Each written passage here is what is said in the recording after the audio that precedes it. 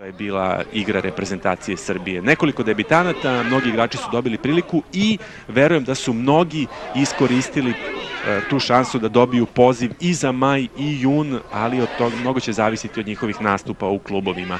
Dakle, 5 debitanata smo imali na ovom turniru, mnogo novih imena, ekipa u proseku starija nešto od 24 godine kada se računaju svi igrači. Evo su detalji iz prethodnog dela utakmice.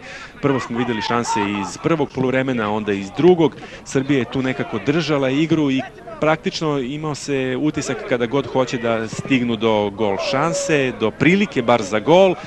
Ne bi trebalo zanemariti ni to da su Kiprani imali 2 ili 3 dobre prilike za pogodak. Ovo je bila najbolja kada je Nastasić izbacio loptu sa golini. Slede mečevi što se tiče reprezentacije, prijateljski kraj maja i početak juna, novi selektor trebalo bi da bude izabran u aprilu. Na kraju Srbija 0, Kipar 0.